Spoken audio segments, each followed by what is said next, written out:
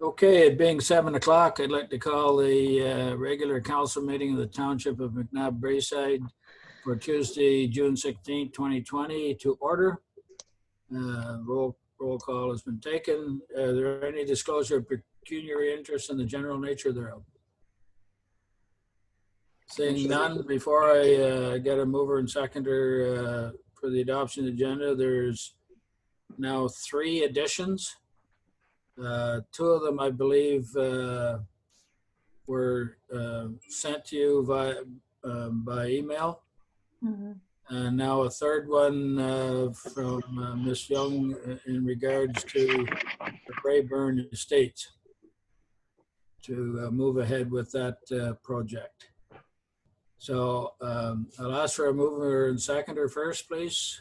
Councillor Lang, Councillor Broom. Any objections or problems with the additions to the agenda this evening? Seeing none, all those in favor of the amended agenda? It's carried. Thank you. No delegations, no matters. Adoption of the previous council minutes for June 2nd, 2020. Moved by Councillor Jacob, second by Deputy Mayor Armstrong. Are there any questions or comments on the June 2nd minutes? Seeing none, all in favor is accepting as presented. It's carried. Thank you. We're on to reports of committees. Mover and seconder for 7.1 in May 2020 financial overview. Councillor Jacob, Councillor Lang. Ms. Coughlin, please. Okay, so not a lot of activity over the month of May, but with the reopening, so to speak, of the building permits and whatnot, we did see some revenues coming in there for that. And of course, the opening up of all the boat launches, there's been a lot of activity with the purchasing of the boat launch passes, both at the municipal office as well as the other locations, the retail locations where they're sold. And just a couple other payments of interest that we did receive our annual payment from the CN, from Cogeco for the CN Trail. But overall, the municipality is in a good cash flow position and a good month. Thank you. Questions or comments from council? Seeing none, all in favor of the recommendation of the report? It's carried. Thank you. 7.2 capital roads projects, RFP criteria, moved by Councillor Broom, second by Deputy Mayor Armstrong. Mr. Frew, please. Yes, so the recommendation for this report is that Council of the Township of McNabb Braeside authorize the Director of Public Works to utilize the evaluation criteria in the process outlined in the attached report for future capital road engineering service RFPs. This is just, in the past, we've utilized the same process for all of the RFPs, and just our current purchasing bylaw requires council to approve the process for any RFP over 40,000. And this was just to streamline the process of issuing the RFPs. Thank you. Questions or comments from anyone on council? Councillor Jacob. Just a question through you, Mr. Mayor, to the treasurer or the CAO. I believe this is the case, but just wanted to confirm that this kind of complete delegation is appropriate under the procurement policy or the purchasing policy. I just wanted to confirm that that would be permitted. I don't see anything in the policy to prohibit it, so I just wanted to check. Thank you. CAO. Yes, it is. Okay. Straight and simple. Any other comments? I have one. That I've, over the past few years, I've become really concerned about. And I see proposed work plan, schedule, and level of effort at 20%. Obviously, in several of our projects, we have not got that. And I'm wondering whether that item should have a higher ranking in the policy for evaluating the tenders. And my thought would be to take 5% off of the 30% for costs, leaving it at 25, and the proposed work plan be changed to 25. I guess I'll ask the CAO about, or Mr. Frew, if that can be done, or is council have any problems with something like that?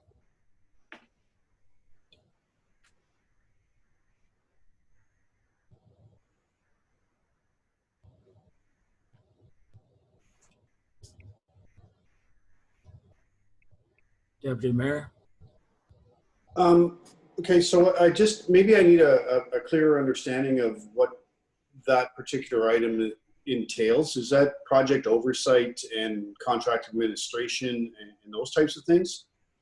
I would hesitate on dropping down the value of cost, but yeah, I understand that if you want to bump up the contract oversight or project oversight and scheduling and reporting and contract administration, I can see the value in that. Maybe we could take a certain percentage from some of the other issues other than cost. That doesn't bother me one way or the other. I just think that there has to be a higher value put on the company's ability to meet the schedule. Like if they're going to tender a project and give us a date for completion, in our past experience, we all know that just doesn't happen anymore. And when it doesn't happen, it creates a problem in the township. We get behind with everything. Residents get a little upset because things aren't done as they should be. I'm looking for a way to put more emphasis on, if you're going to bid a project and there's a time frame set to have it finished. I want it finished, within a couple of weeks of that time frame, because I understand that they do get some problems, stuff like that, but when it starts going on for a year and a half and everything, and not due to any problem created by the township, then I'd be angry that there's no or very little recourse, and when we do take recourse, it takes months and years and everything to get straightened up. Meanwhile, we're sitting with projects half finished or maybe 90% finished, but not completely finished. Just to note, this is just for the design work associated with any roadway projects. So, and that proposed work schedule, level of effort item is kind of analysis of how they present their work, how detailed they present their each step of their process, as well as how many kind of the amount of hours that they're associating with each level of each step within the process, either preliminary design, the different environmental assessments, the tendering, and the final design. So that's that item is an assessment of all those different processes, and then it's evaluated based on how they submit their proposal for that. So we evaluate the tenders with the same, when the tenders come in, are they evaluated on this policy? No, just the tenders would be are separate, as they're just a straight tender. So that one is namely, price. It can be then, supplemented with liquidated damage clauses and such in them as to completion date. But this policy or this recommendation would just be applicable to RFPs, which in our purchasing bylaw requires a type of matrix as to how to evaluate those proposals, because it's more of the asking a designer to do the work, and they all have slightly different ways of doing it. So it's a way to evaluate how they submit their proposal, and that's just how in the past how we've evaluated them, and it seemed to work relatively well. So I was just looking to have that utilized for them going forward. But if any changes in the percentages we can make, but Okay, that's Deputy Mayor Armstrong, you So understanding a little bit clearer now that this is for the consultants and not for the contractors. I think I have a little less of a concern now, understanding that. I don't recall the same level of cost and schedule overruns with our roads projects as we have with, say, our buildings. So if this was more to do with the buildings, I think we need to take a different approach than maybe what we did in the past. But from what I recall, I can't recall a huge amount of overages on cost or schedule on the roads project. So I have a little bit of less of a concern about that, especially now that I know that it's more geared to the consultants and not the contractors themselves. My concern was that we have limited amount of resources to do project oversight in staff, and so we should be relying heavily on the consultants to do that for us. And I found that lacking in the buildings, less so with the roads. So I'm a little less concerned at this point, unless I'm off base and there are concerns that I wasn't fully cognizant of with the roads projects. now that Mr. Frew has explained more what part it is, I just don't, and I agree with just moving ahead with this part, but I think I would like to have staff look at tenders that go out and people who are bidding on these. There has to be more strict guidelines to when they complete these projects, and instead of just nothing happening because they take a year and they don't bother coming back and you can't get them back, and now we're battling. So I guess now they understand this one a little better, I think we can go ahead. But I would like to remind Mr. Frew that when anything else comes up for tendering, or maybe if I know he's really busy, that we really need to do something and change something in how we tender out some of our projects. So I'll leave it at that. Is there any other comments about this recommendation? Seeing none, all those in favor of the recommendation? That's carried. Thank you. We're on to 7.3. Transition to full producer responsibility for the Blue Box program. Please. Councillor Jacobs, second by Deputy Mayor Armstrong. Who's going to speak on this one? Ms. Lee, please. So Mr. Frew will be. I'm just reminding everybody this was one of the ones that was amended. Can't hear you.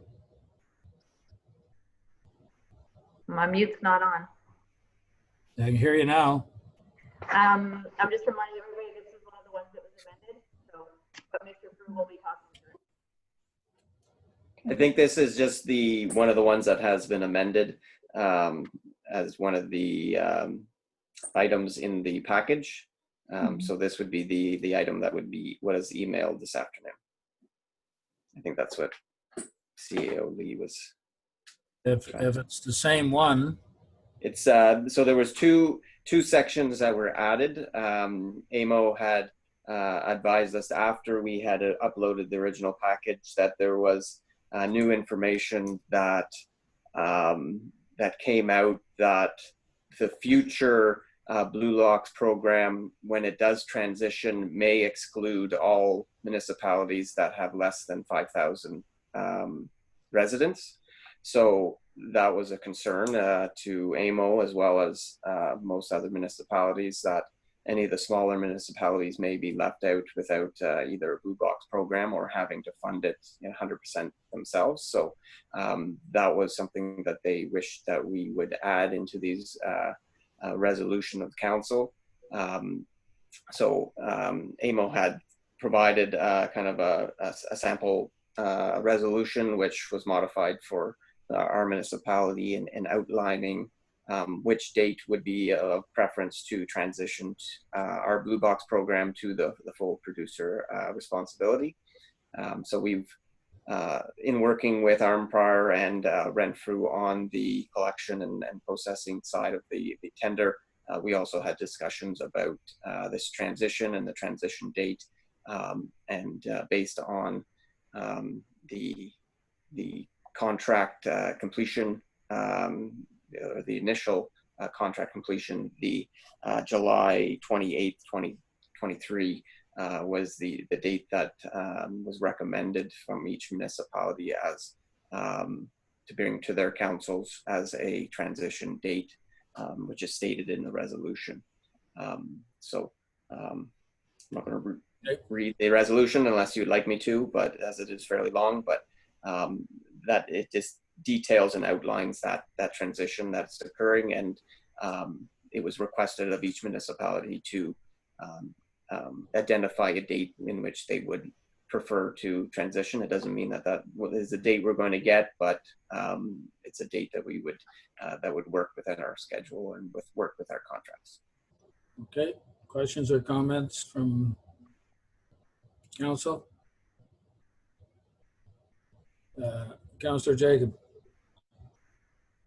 Just a request, if possible, CAO, if we could get the communication from AMO and the next information on council's agenda, just so we have it, that would be great. CAO, do council members not get the messages from AMO that I get almost daily? I thought everyone did, which is why I haven't put them out, but I can send them. Can't hear you again. You're gargled or muffled. It's picking you up on the township feed, Lindsay, instead of your feed. It's showing the green box around the township, and then we can't hear you. And then you're not going green at all.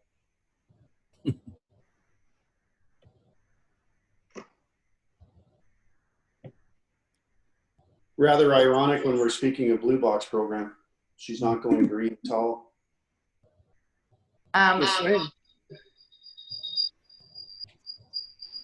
Yeah, that's how I've always had it set up, because it doesn't work if I have it as myself speaking.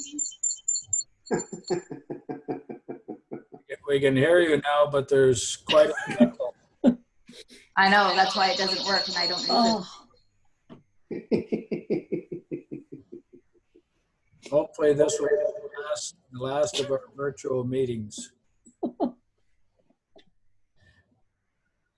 So what Lindsay originally said was, Councillor Jacob, do you not get these messages on your cell phone on a daily basis? So I do get most of them. There are some that don't come to me for whatever reason. In most cases, I do get them. I didn't notice the one relating to the Blue Box program for rural municipalities, though. Okay. And it might be beneficial for members of the public to see that one as well, just for their information, since we spoke about it here. I think, I'm not sure if that was one of the, I've asked for several to be put on our website lately. I'm not sure if that's one of them, but if staff could check and add that to our website. And This last one might just have been an email to kind of staff or municipal representatives, just because it was kind of a last minute trying to get email out to get these resolutions updated and sent in with the new language. So it may not have been a full kind of press, release that they typically do, or, a news kind of information. So it may not have gone out to the general public, or it may have just been directed to individual staff. Okay. Any other questions or comments? All in favor of the recommendation as submitted? 2, 3, 4, carried. Thank you.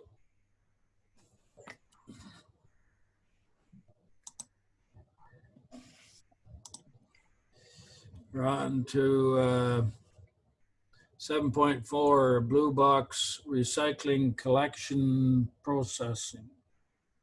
Moved by Councillor Jacob, second by Councillor Lang. Mr. Frew, are you on this one again, or? Yes. So, I don't know if you prefer me reading out the recommendations or not, but this one's a long one again. But I'll read it out so that we have a full understanding. So that council award the contract for recycling material collection services to Tops Environmental Solutions, Carleton Place, Ontario, for the first year price of $206,000, $567.71 plus HST, for option 2, which is a transportation of materials to the Emterra Environmental's MRF in Renfrew, and that the term of the contract shall be from August 3rd, 2020 to July 28th, 2023, and that the township have the right to extend the contract for 1 year for up to 2 extensions, and that the price for each subsequent year of the contract be adjusted based on stop count, CPI, and pricing allowances for fuel costs, and that the annual cost is subject to a discounted rate upon satisfying conditions of group procurement, and that council authorizes the mayor and CAO clerk to sign the agreement on behalf of the township, and further that council authorizes the mayor and CAO clerk to formalize an agreement with Emterra Environmental for the processing and marketing of Blue Box recyclable materials. So this is a culmination of the recycling process and tender. The original, the township, along with Renfrew and Arbor, had gone together and had sought out different recycling processing facilities to be utilized within our collection contract. In that we received two options, one being the GFL transfer station, which we're using currently, and then the other would be Emterra's new plant, where they took over for Bowman's in their old plant. So and through that process, Emterra was selected as the only one that provided sufficient information and information that we could utilize within a collection tender, just because GFL didn't provide sufficient documentation and sufficient information to evaluate it sufficiently. So that process was done, and then a recycling collection tender was issued, and this report outlines the results for that, being 2 bidders, Tops Environmental Solutions, which is the current garbage collector, as well as the contractor who has stepped in and done the recycling collection temporarily while we were in this kind of transition period. So them and Emterra provided a collection price as well. Unfortunately, Emterra, their bid was not sufficiently provided. It was lacking in most areas, so it didn't get fully reviewed because it was missing some components of the tender. So TOPS was the only tender that was furthered within the process of review process. So in a nutshell, the recommendation is that TOPS is going to pick up the garbage, and TOPS is going to pick up the blue box recyclable thing. The garbage will be going to our landfill, and the blue box recyclable materials will be going to Terra in Renfrew. That's correct. That's it. Okay. Questions or comments from council? Seeing none, all those in favor of the recommendation as submitted? 1, 2, 3, 4. Carried. Thank you.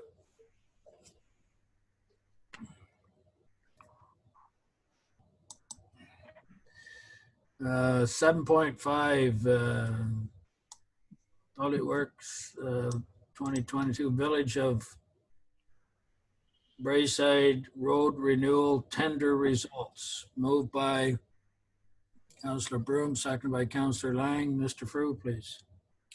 So the recommendation for this report is that Council of the Township of McNabb Braeside approve the Public Works Committee's recommendation and not award the tender for PW 2020-02 Village of Braeside Road Renewal, and that the Public Works Committee review the Township's 10-year capital roads plan, and further that a report be brought back to Council. So this report details the tender results for our Braeside project. As indicated in the report, the prices have been significantly higher than what was anticipated and budgeted back in November, December. Most of those, or a portion of those increases, were due to some changes in scope and additions, which was outlined in the attached documents from the consultant, as well as some unit price increases that have been identified for 2020. So,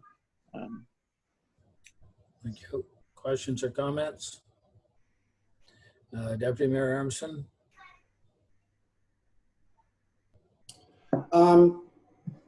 So I don't think that, living in the village, I don't think people are going to be overly upset that this is delayed by a year.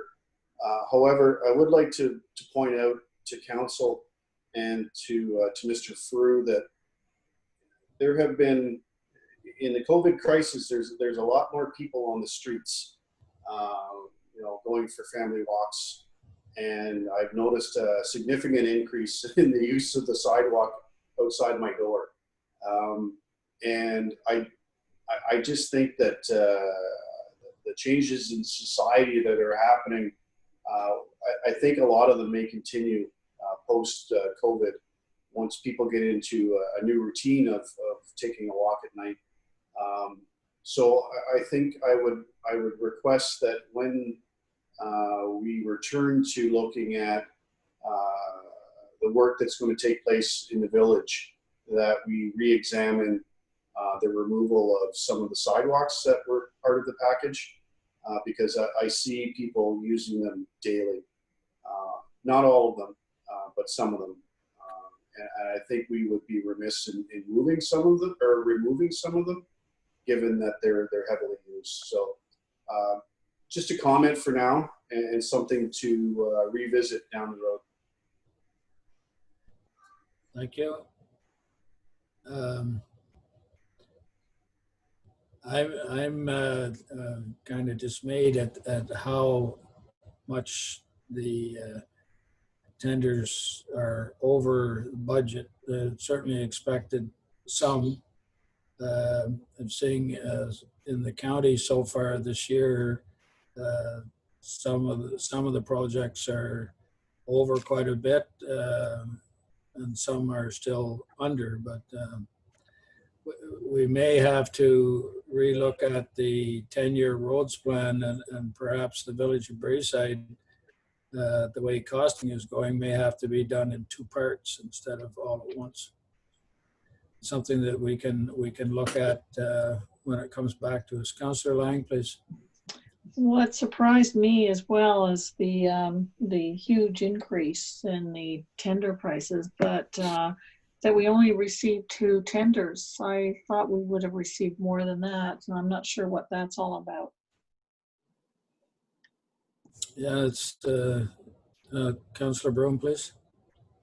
Right now, you're getting into the season where everybody has their work booked for the year.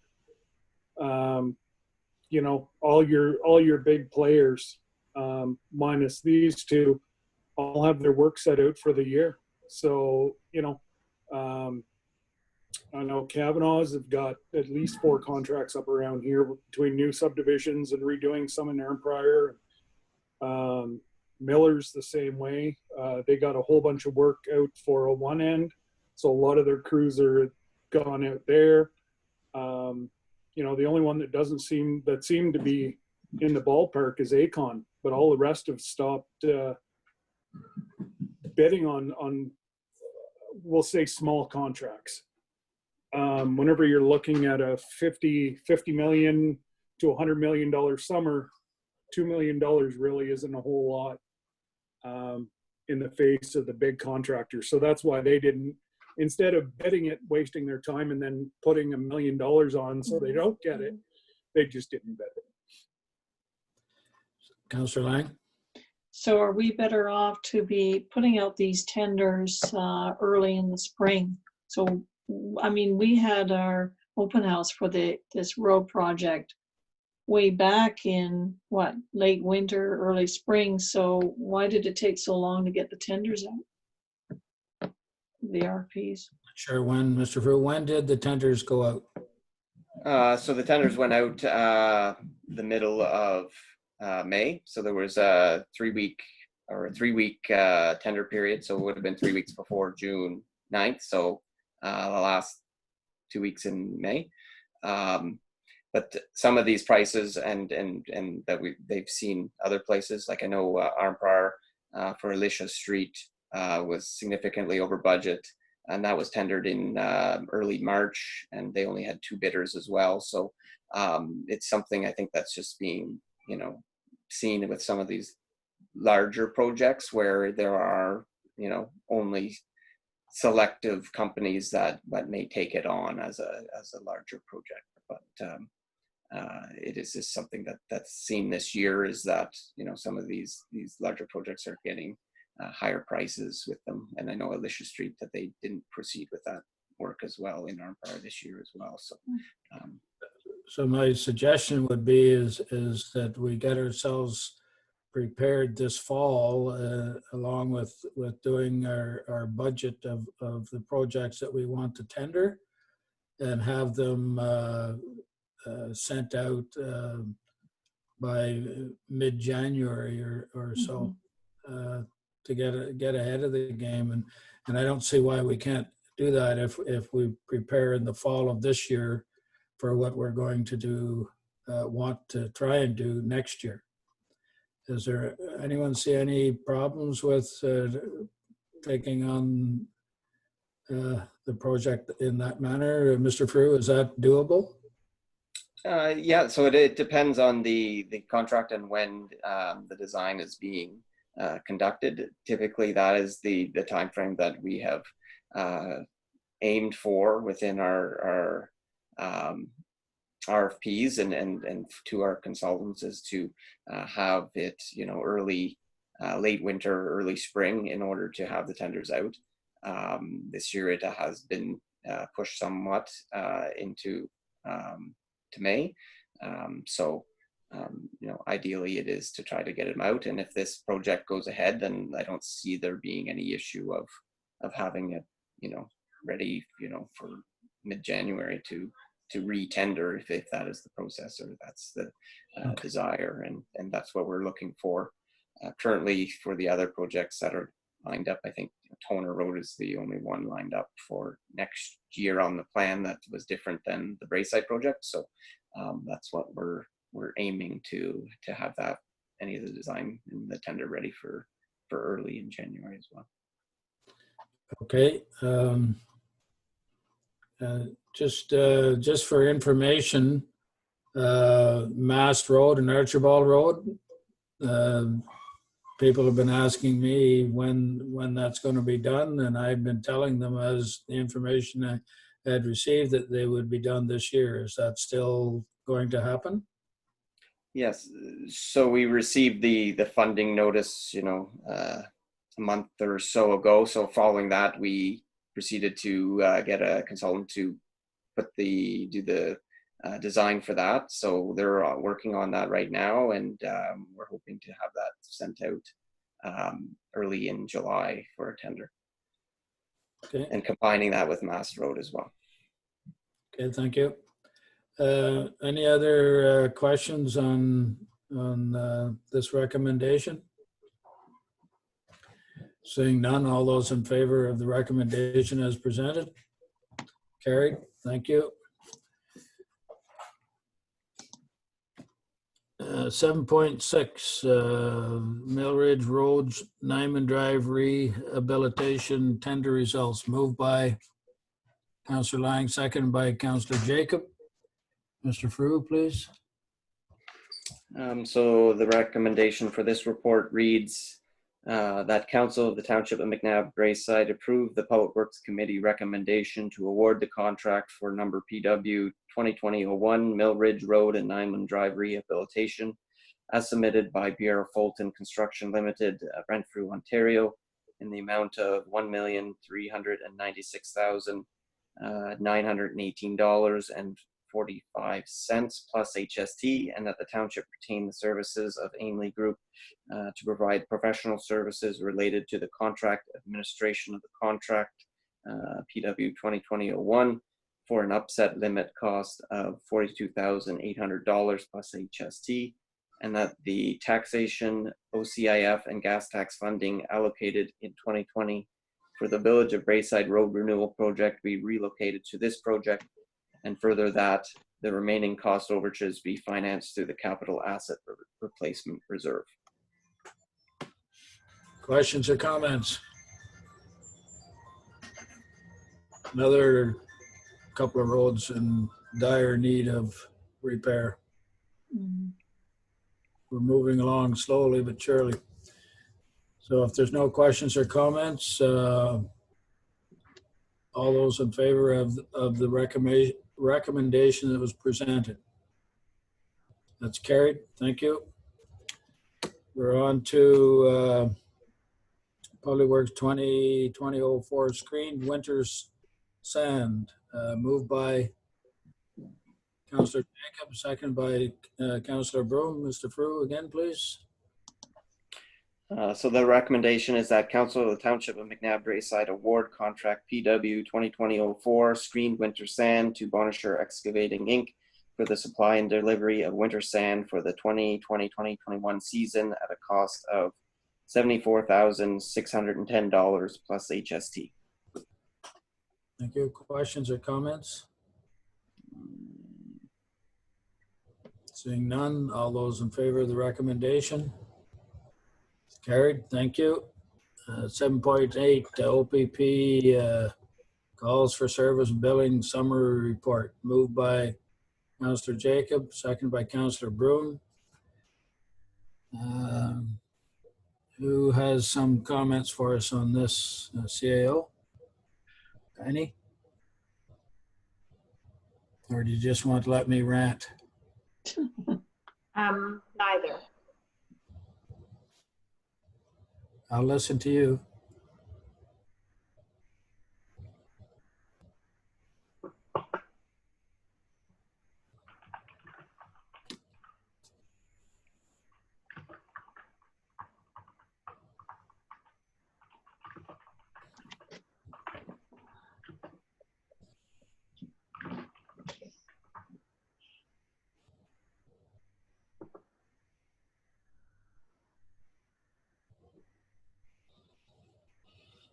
Lindsay just put a chat up that her computer doesn't look to be working tonight.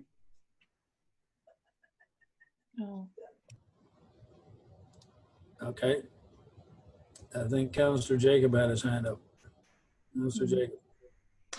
So I just wanted to thank the CAO for getting the report. So it was something that I asked for. earlier this week, and it was nice that the OPP have provided it. It's nice to see that the new detachment commander is a little more prompt than the detachment has been in the past. One thing, taking a look through it, I'm disappointed to see that the only category that has increased significantly is the violent criminal code offenses, where we've seen just to the end of May, we've seen double what we had last year. The reason that I requested it is to see if we had any changes like this or changes related to COVID calls. Doesn't look like COVID and enforcement of COVID offenses has been a large increase in calls for service, but it is disappointing to see the violent criminal code offenses. Anyone else comment? Councillor Lang. I was just going to comment on the same aspect. I was quite alarmed to see the significant increase in violent criminal code infractions. Also, we've got a bit of an increase in other criminal code violations and also the statutes and acts, but it's the violent offenses that really are concerning. Anyone else?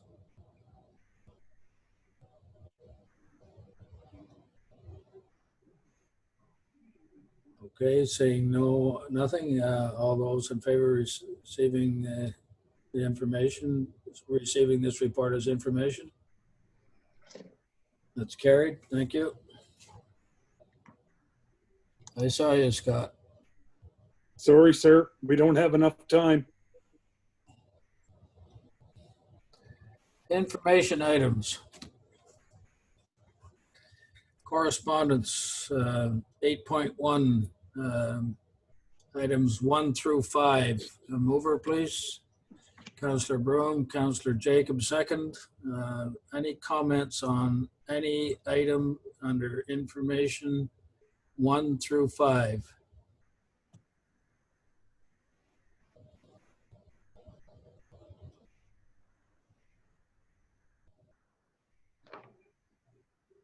Seeing none, all in favor of receiving as information?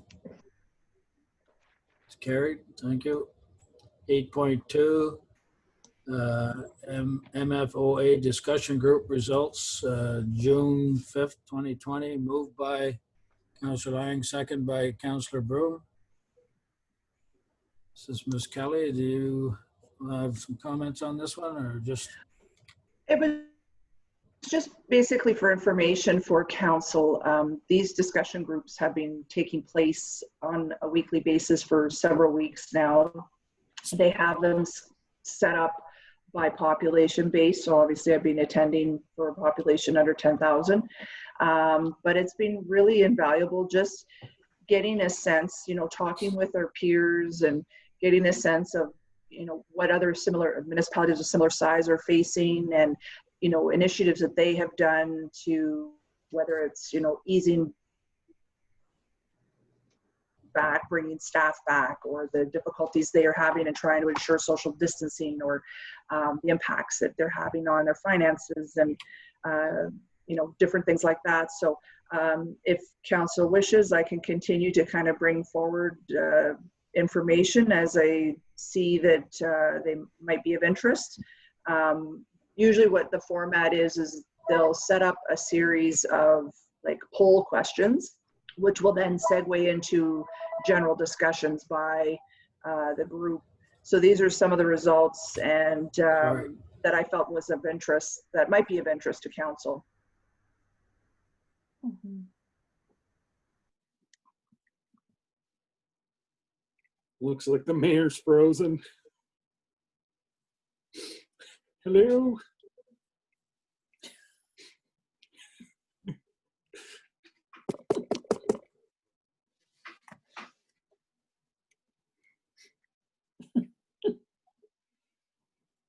He's gone to sleep. Okay, Joe.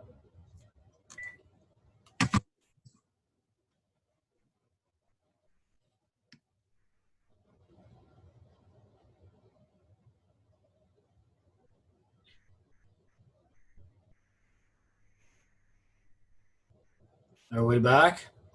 Are we live? We are, you're not. Well, I could, maybe, I don't know. I could see my, Well, we can hear you, so keep going if you can see us. okay. The last one. This is the last one.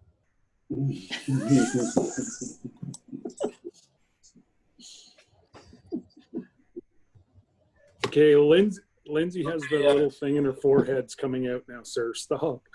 Well, Ms. Coughlin, the last part I got was that you'd bring back information you felt that was pertinent for council members to have while taking part in these sessions. Sorry. Yes, that's true. They've now shifted them from a weekly format to bi-weekly. I'm not sure how much longer they will continue. I know there's one scheduled this Friday that I'm going to be attending, and but they may even, there's been discussion even just going forward, even on a monthly basis, just, you know, not necessarily about COVID, but just general discussions as well. But if there's information that I feel, you know, might be of interest to council, I will definitely bring that forward for you if you'd like. Thank you. I think council members would appreciate that. Any discussion on this item? All in favor of receiving his information? Carried. Thank you. Moving on to unfinished business, 10.1, interest on property tax account extension. Nope. No. Sorry, you missed one. Oh, I did. 8.3, Rural Ontario Institute. That's because I'd already skipped ahead to it. Councillor Jacob, Rural Change Maker. There it is. Okay. Mover and seconder, please. Councillor Jacob, Councillor Lang. I guess Councillor Jacob, you're going to provide us with some information about this. Sure. Thank you, Mr. Mayor. So the Rural Changemakers program is a pilot program that's been launched by the Rural Ontario Institute. The Rural Ontario Institute is an organization that works specifically with rural municipalities and conducts research. And the element of their programming that specifically applies to this program is their youth engagement function. So they've selected 18 young people between the ages of 18 and 29 from across the province of Ontario in rural municipalities to conduct community development and community engagement work within their communities. It will involve, in addition to training sessions and learning how to facilitate and learning how community development works at the local level, it will involve 2 public events, whether they be virtual or in person. We will hopefully have them in person, but we will see. One being a discovery session where I lead members of the community through discussions on what their biggest concerns and issues are in the community at large. And the second one being taking those specific issues and concerns and formulating action plans to work on that as a community. It's really a community focus because members of the community are the ones that should be advocating and that should be actively working to solve the problems that they see in their community, whether they be at the municipal, provincial, federal, or indeed the community level. It is a program that takes place over 1 calendar year, roughly, and it continues until May of 2021. If council has any questions, feel free to ask them now or let me know by email. This is something that is provided by virtue of a grant from the Government of Ontario, and all funding is provided through that element, so there's no requirement for the municipality to provide any funding, nor is there a requirement for me individually. Councillor Lang, please.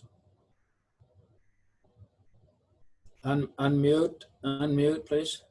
Unmute.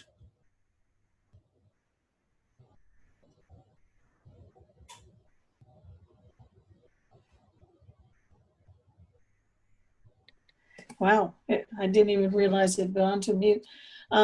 So through the mayor to Councillor Jacob, so your engagement sessions that you'll have in the community, will they not be focused on engaging, young adults and youth rather than, people from all age groups in the community? I guess I'm a little bit fuzzy on terms of the focus here. Councillor Jacob? So the focus of the program is to utilize younger people to be the facilitators and the people that start the conversations. Of course, I will be looking for young people to participate in the discussions as well, but it is something that would include all members of the community, but with particular emphasis on vulnerable populations, which includes females, Indigenous persons, persons of African heritage, as well as youth and LGBTQ peoples in our community. Okay. Yeah. Anyone else with a comment? Okay. All in favor of receiving his information? I think the deputy mayor had a comment. Where are you? Okay. Did Deputy Mayor Armstrong? Thank you. Oliver, I'd just like to say congratulations. I can't imagine the list of individuals that applied to be part of this program. So for you to get the nod is a nice feather in your cap, and I'm sure that you'll serve our community and others very well. So congratulations. Thank you. Thank you. Okay, all those in favor of receiving this information? It's carried, thank you. Now we're on to unfinished business 10.1, interest in property tax accounts extension. Mover, please. Deputy Mayor Armstrong, second by Councillor Broom. Ms. Coughlin, is this yours?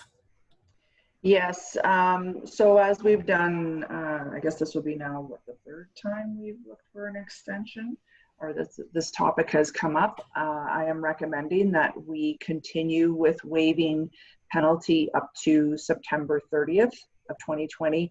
That date is actually in keeping with the county of Renfrew. They have, I guess at our tax, what do they call it? The tax working group.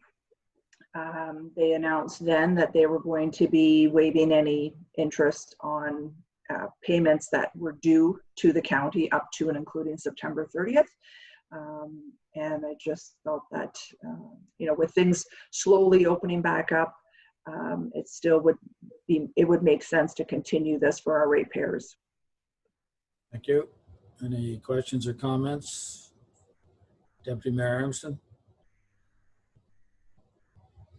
Thanks, sir. I don't have any issue with this. I'm fully in favor of pushing it out to September 30th. I just asked that, we pushed it out to the end of June the last time, and we're having the conversation to discuss pushing it out further in mid-June. So I would ask that if council is in favor of pushing this next time frame out to September 30th, that we revisit this conversation in August rather than September. I've had a few, of the residents asking me, what about June? What's happening in June?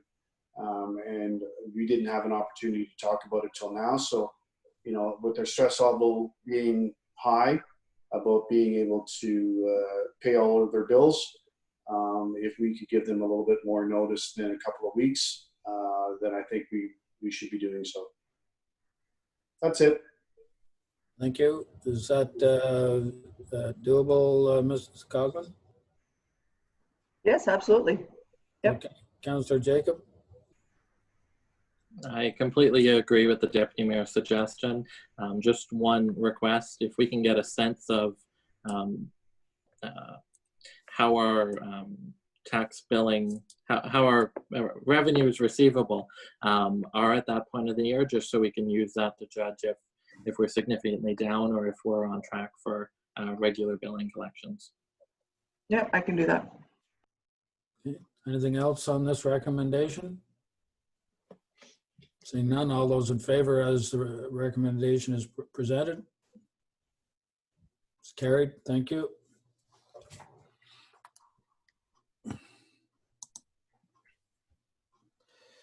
10.2 COVID-19 municipal office opening. Moved by Councillor Lang, seconded by Councillor Jacob.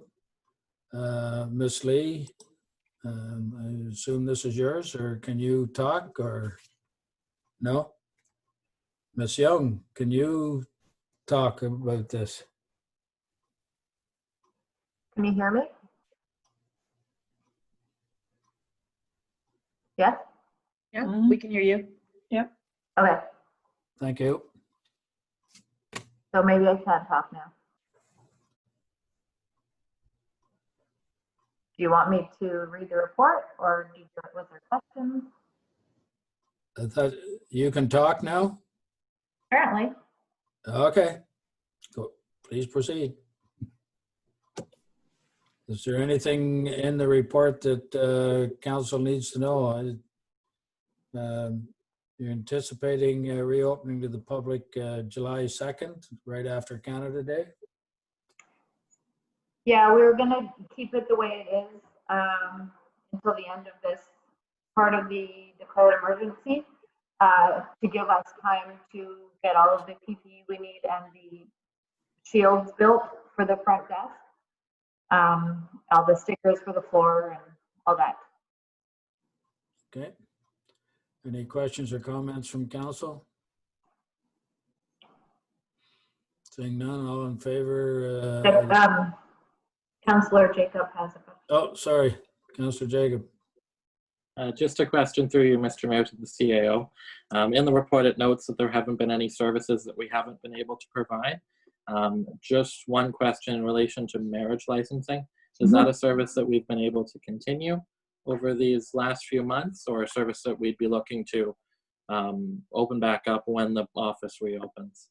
So anyone that has wanted to have one, I told them I could accommodate, but then they postponed their weddings anyways because they couldn't have people at them.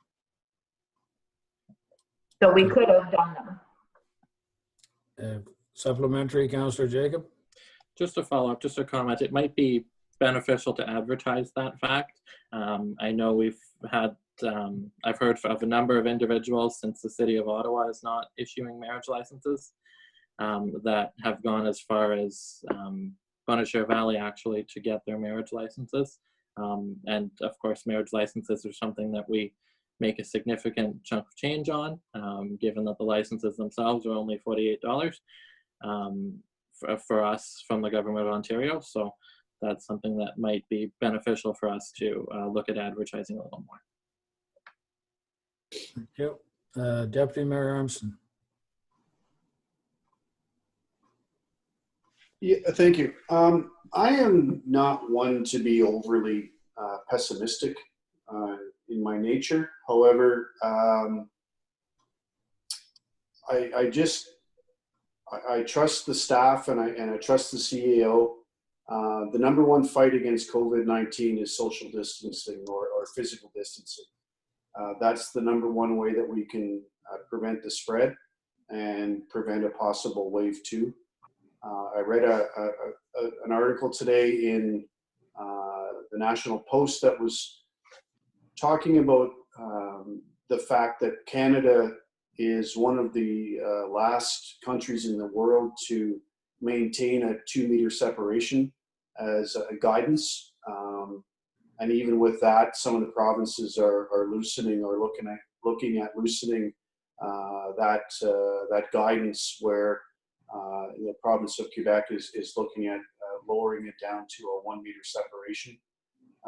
The article did go on to say that the studies that they have indicate that the possibility or risk of the spread of the virus at 1 meter versus 1.5 meters, you cut the possibility in half of spreading the disease by simply a 0.5 meter separation increase. And then exponentially it doubles when you get to 2 meters or 2.5 meters or 3 meters. So I strongly encourage the staff to not only protect themselves, but to protect the public by being extremely vigilant in maintaining a 2-meter separation. And like I said, I'm not usually one to be overly cautious in these situations. However, I've found myself changing my tune a little bit with COVID-19. So I trust staff, I trust the CEO to maintain the health and safety of our employees. But I think I would be remiss if I didn't express my concerns. Thank you. And I noted in the information that when we do reopen the municipal building, it will be limited to 2 people at a time. So there's lots of space in the lobby coming in to maintain the 2-meter distancing. It is a concern, but in my travels around, it is not being heated very well. Especially like if I go to Ottawa, into a store in Ottawa, I have a mask and latex gloves on, especially in the city. But even in the rural communities, I see more and more people are ignoring the 2-meter rule. And to be quite honest, in some of the stores that are open, it is impossible to maintain the 2-meter rule. Deputy Mayor Armstrong. Yeah, I know. I fully understand, and we all see it too in the community. I know that as a government entity, we need to hold ourselves to a higher standard. And again, I have the full confidence in staff and Lindsay to do that. So, despite the fact that we see each other in Home Hardware or at the grocery store, and people are ignoring the 2-meter social distancing or physical distancing, at least we can ensure it in our little part of the world at the township hall. Thank you. Any other comments on this report?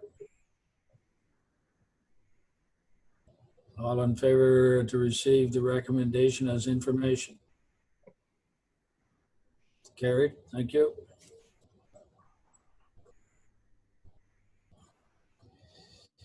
Uh, 10.3 recreation facilities, moved by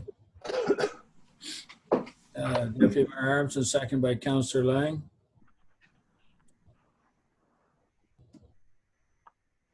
Ms. Lee, are you able to talk on this one? So this one was a little bit more vague than the office, because there's going to be more that needs to go into it to get essentially the beaches ready to go. So we are working on it, working with the health unit's recommendations or guidance. And we're hoping to have it ready for the weekend because people are using it regardless of it being open or closed. So we're trying to get it open as safely as possible, knowing that everyone's going to use it anyways. And we can't just call the police every 5 minutes to have them remove people. And that's for the beaches. Ball diamonds and the halls remain closed, as well as the play structures for the time being. Okay, you're absolutely right. The Burnstown Beach has been being used for a couple of weeks now. Mm-hmm. My one comment is with the additional information you sent to us by email, I am now to the point where the government wanting the municipalities to provide all this material, sanitizers, masks, distancing and stuff like that. Now I'm at the point where the government needs to start helping out municipalities financially, which there's been talk about, but there hasn't been any money that I am aware of come forward from the federal government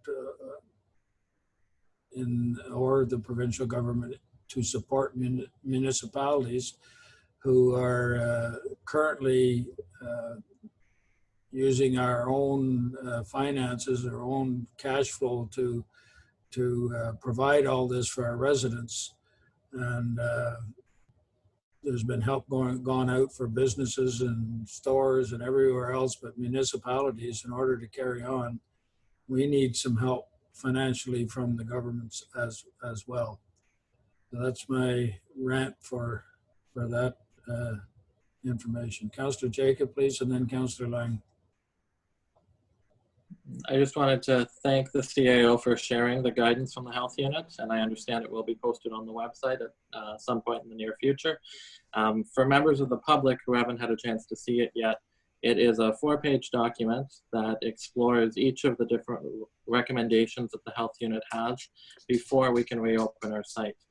It includes things such as posting signage on roads in advance of any beach areas, posting screening signs at all entrances, having hand sanitizer available, marking out grids or circles on the beach, making sure that people follow social distancing, limiting the numbers of people that attend the beach and controlling how many people are on the beach and waiting until one person leaves before another person can come in. All of these things are added costs that we as the municipality, as the mayor said, it's simply unrealistic for us to potentially hire a summer student to sit at each of our parks during the daytime hours and on weekends to police these kinds of issues or to have bylaw enforcement do it. And it is kind of disappointing that the health unit has provided such stringent requirements where some municipalities have opened their beaches, and I'm fairly sure that they haven't checked off all the boxes on this long document. But it is something that as members of the public should understand, these are the requirements that we have to work with. And while we do our best at them, it is fairly difficult when the document is so long. And we of course don't want to affect our tax base by adding more expenses this year that we then have to recoup in the 2021 budget. Thank you. Councillor Lang. Well, my comment when I read that list was, first of all, I mean, our resources are going to be stretched to the utmost. And I'm wondering, you know, if the CAO can give us any indication of what, if any of those measures we can implement. Obviously, you know, we can't be policing 24/7.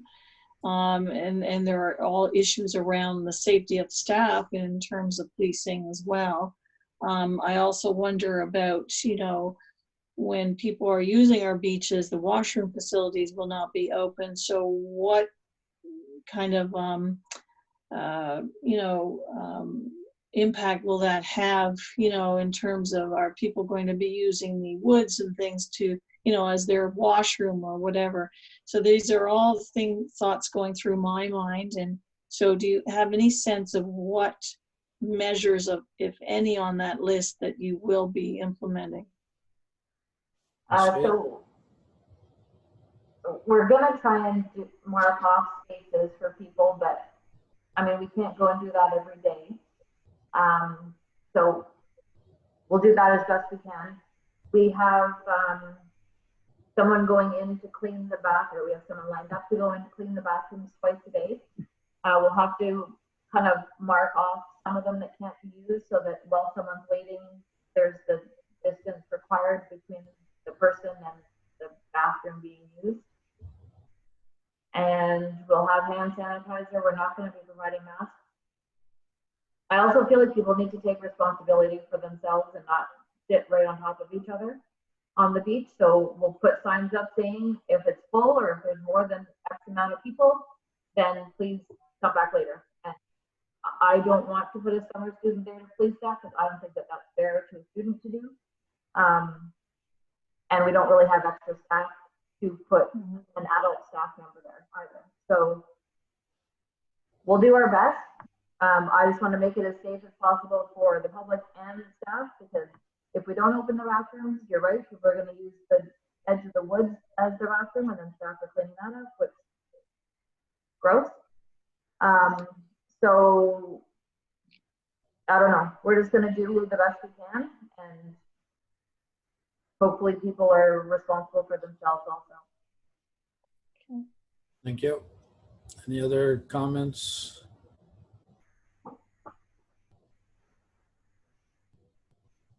Okay, seeing none. All those in favor of the recommendation to be received as information? Carried, thank you.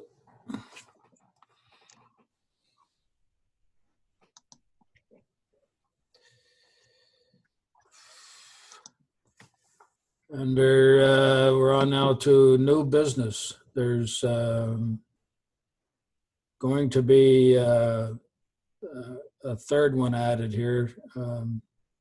After 11.2, there will be an 11.3. But 11.1 summer student grants, mover and seconder, Councillor Jacob, Councillor Broom. Questions or comments, or is who's CAO? Is this, you're going to comment on this, or is Ms. Coughlin? Okay, Ms. Coughlin, please. Yeah, so we just felt that it was important. There was a lot of discussion about summer student grants and the hiring of summer students. A couple of council sessions ago, and I did speak out of line about a grant application. I had completely forgot about the summer experience program that we actually did submit funding for back in February. I've followed up a few times with that agency. However, they have yet to make any decisions. We've continued to explore other employment opportunities. I've been working quite closely with Employment Ontario to try and get maybe some students through those programs. The difficulty being getting the students to have transportation to get to work, or that have the skill sets that we're looking for the, in particular, parks and recreation positions. But we're continuing to work with them, whether it's referring applicants that we have received that feel meet the needs of the position, or exploring other avenues. And while I've been continuing to explore any funding opportunities, I've also had an opportunity to get myself added to a number of email distribution lists, so that going forward, if there are new funding opportunities that come open, that I will be aware of them. So, thank you. The summer experience program, might as well forget it, because if they haven't made any decisions by now, the summer's half over. So students normally are employed May, June, July, August, and September is a time for them to be going back to school. So I think, sorry, if they haven't made a decision now, Ms. Coughlin? I was just going to add that there's several grant applications that we've submitted, and there's been no decisions made on any of them. Everything from our summer students to a few other recreation submissions, and all of those agencies have kind of stopped. I continue to follow up with them to find out where they're at with their decisions, and there's been no movement on them at all, unfortunately. That's unfortunate, because the federal government, the Prime Minister on TV said he was going to do everything he could to help out students and promote and help people with student employment. So I see that's all changed, and it's not, I guess, not going to happen. Any other comments on summer student grant? Councillor Lang? Just a comment, I actually know quite a few students who don't have summer jobs because of COVID. Job opportunities that they thought they had did not come to fruition due to the pandemic. So there are students out there looking for work.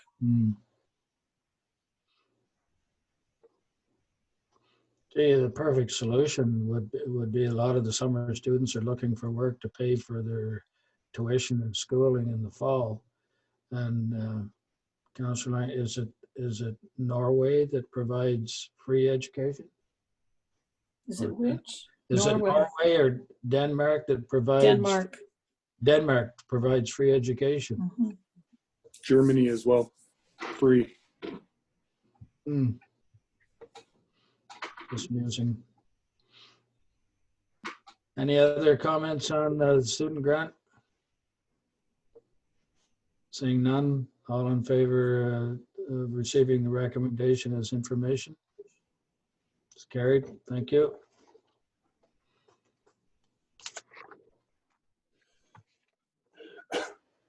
Item 11.2, pride flag raising, moved by Councillor Lang, seconded by Councillor Jacob.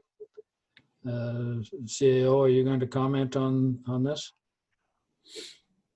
Sure, I can.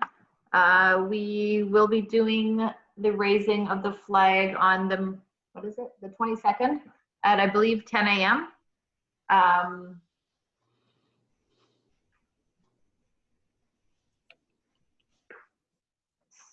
Sophie, who came to speak with us, I think last year, will be coming to live stream it while what a staff member raises the flag, because they are requesting no attendance this year due to COVID. Thank you. Councillor Broom?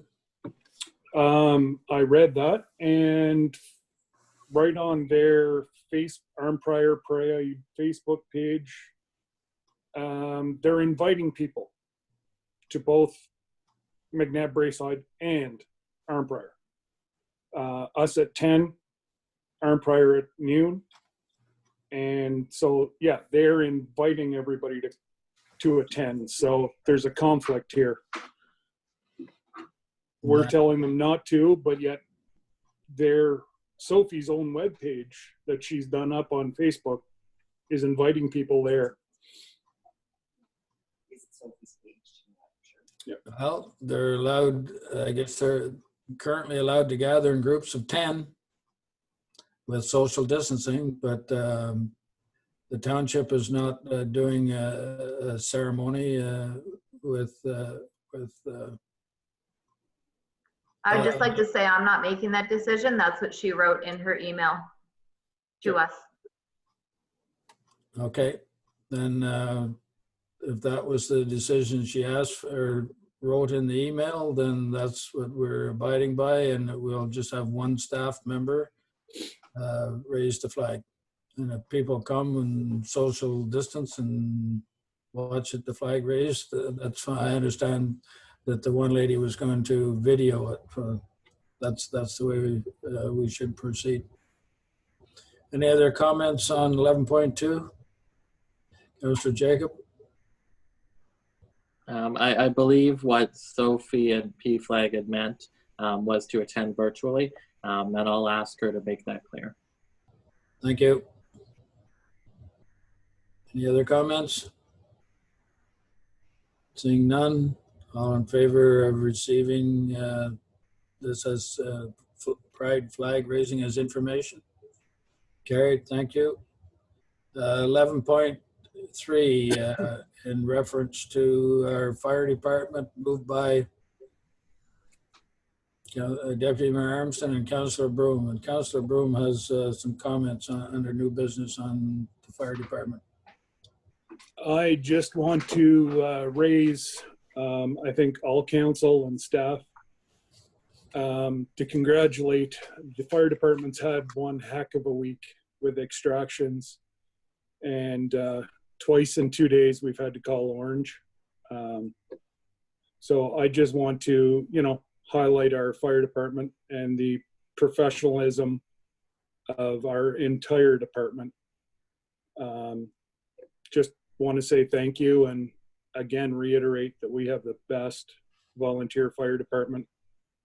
I know I'm a bit biased, but I was talking to the mayor, and he said this would be, just something to bring up, and the least we can do is let them know that, as council, we know, we see what's going on around the township, and it's just amazing to know that the men and women of our fire department, how safe, they make our residents feel. Thank you. Deputy Mayor Armstrong. Well said, Scott. Thanks. Just for information for council, one of the most recent events up the River Road here required Orange to come in, and just further to what Scott said about our force doing such an amazing job. The chief recommended that, given the circumstances, that we needed a closer location for the helicopter to land. He recommended the Public Works garage here in the village.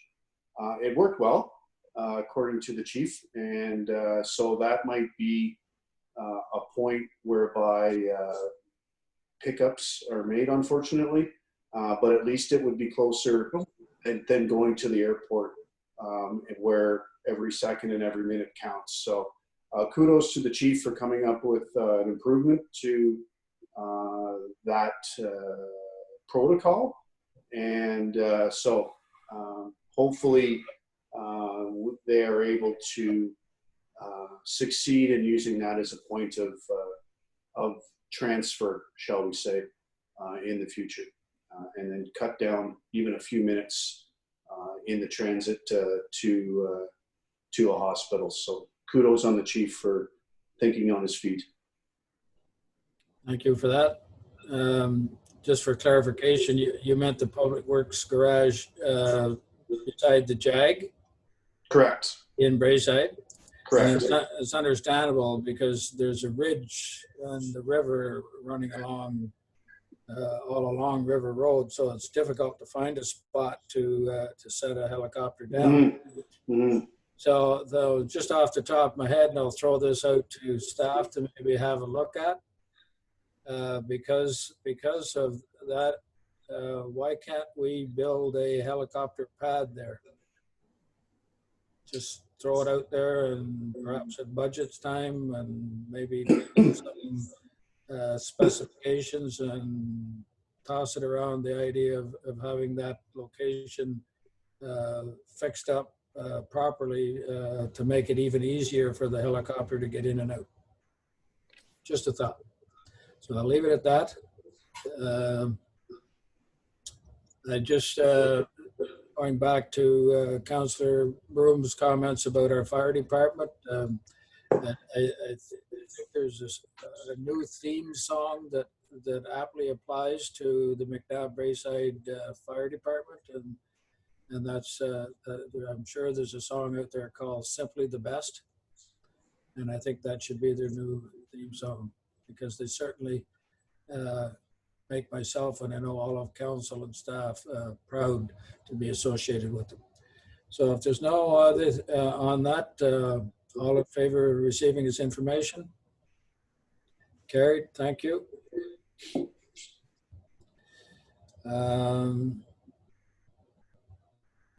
Where are we, where did we miss, or where did I miss Ms. Young's addition for Braeburn Estates? It should have gone in somewhere there. Under bylaws, because it is a bylaw to authorize the agreement under 13.1, so you haven't missed it. Okay, so, okay. I thought maybe I might have passed it up. So, okay, the notice of bylaws. 13.1. I'll ask Ms. Young, can you read out the recommendation or the bylaw for us, please? I don't have it on my screen here. So I'm requesting that we add a bylaw to authorize pre-service. I need a mover and seconder. Oh, sorry. Councillor Broom, Councillor Lang. Sorry, Ms. Young. Please carry on. I'm asking that we add a bylaw to authorize the execution of a pre-servicing agreement between KDSA Development Corp, which is Braeburn Estates, and the township in order to, for Ms. Anglin to get some of her works done prior to entering into the subdivision agreement, because we're not quite at the subdivision agreement readiness yet, We hope to be within the next, well, we will be within the next 2 weeks, but this will allow her to go ahead with some of the work. It's basically the same kind of pre-servicing agreement you authorized before for the drainage works, but then we canceled that. So this is basically the same thing, but it's for road works and drainage work at the same time. Thank you. Questions or comments? No. Happy to see things progressing. So if there's no comments, Deputy Mayor Armstrong has a comment. yeah, I just saw him. He's always late. Deputy Mayor Armstrong. Oh, I had my hand up early, sir. No, I think that we should continue to do whatever that we can do as a municipality to assist the developers with their projects, so long as we don't put the township at any undue risk. And I think this is one of those cases where the risk is very, very low and the benefit to the developer is high. So why should we stand in the way of progress with these developments? Well said. Any other comments? All those in favor of the bylaw? Carried. Thank you. Do we have members of the public, Ms. Lee, that want to make a comment or ask a question on anything that's gone on this evening? No, nobody has their hand up. Okay. There's no closed meeting. The next, the month of July is the off month. Next scheduled meeting is August the 4th for council and August the 18th for council. Keeping in mind that should it be required to keep business and things moving along in the council, I will not hesitate to call a special meeting with 48 hours notice to meet in July if necessary.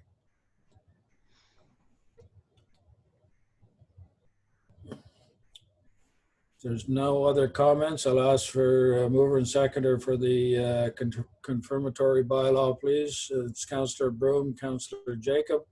All in favor? That's carried. Thank you very much. This was a good, well-discussed meeting this evening, and I want to thank staff and council. Have a good evening. Thank you. Thanks, everybody. Take care.